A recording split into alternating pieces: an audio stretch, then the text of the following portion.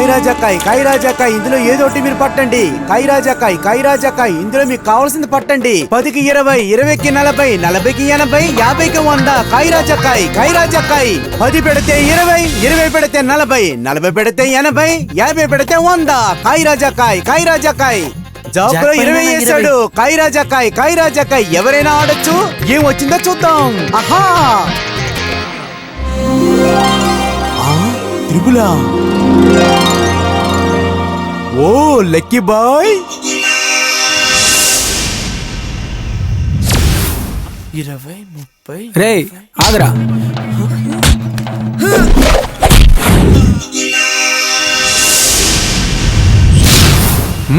ఇదిగోండి ఉత్తరం.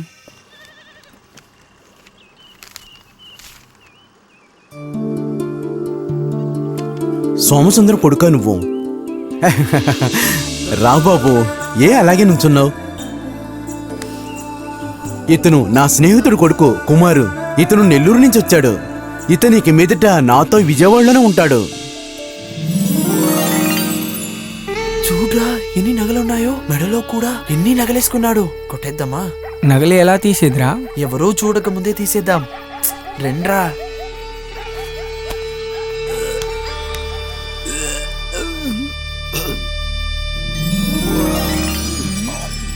ఏంట్రా గుంపుకు నుంచుని? వెళ్ళండి. పోరా అవతలకి, పోరా. ఎల్రా.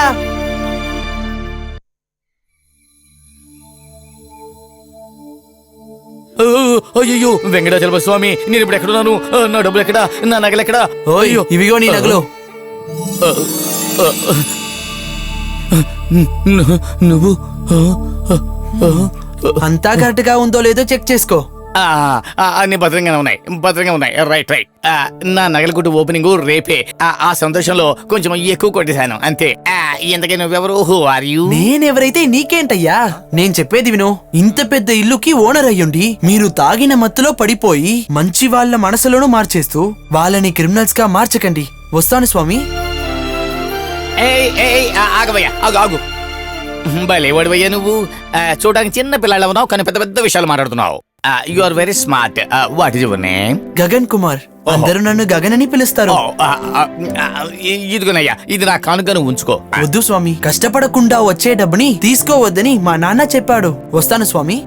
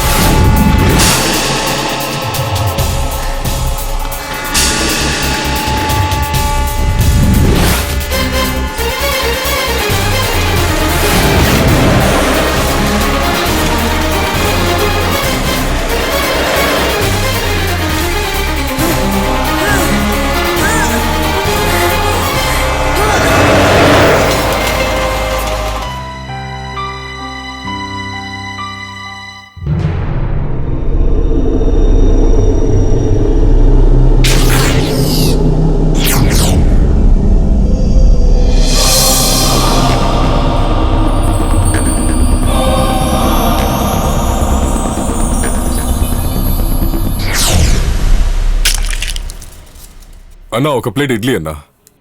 చందు, 2 టేబుల్కి ఇడ్లీ ఇవ్వు. ఇస్తాను. ఇడ్లీ రెడీ అవుతోంది. ఆవిరి కూడా బాగానే వస్తుంది. రెడీ అవుతుందిలే.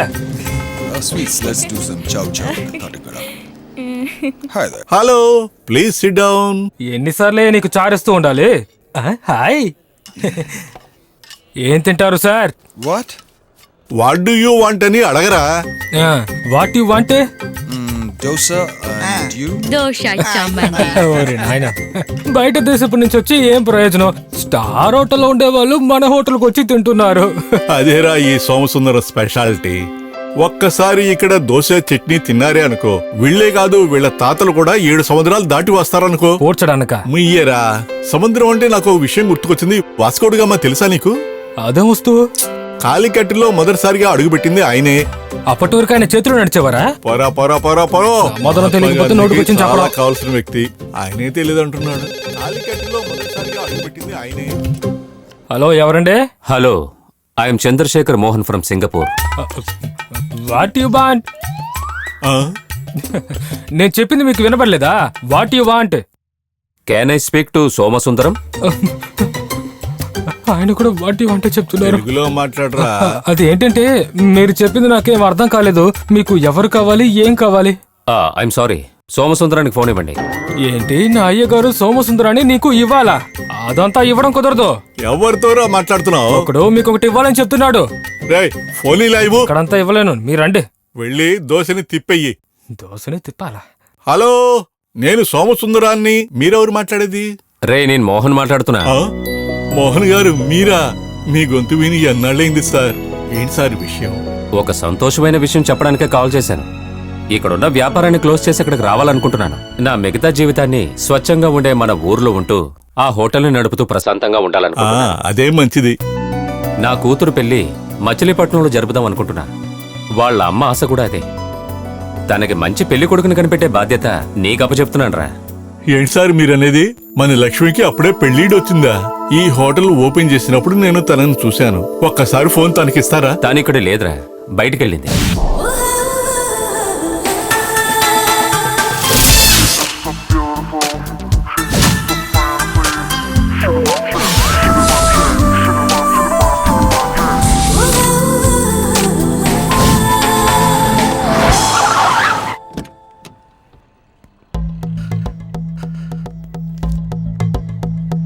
వైషా, మేనేజర్ వస్తున్నారు.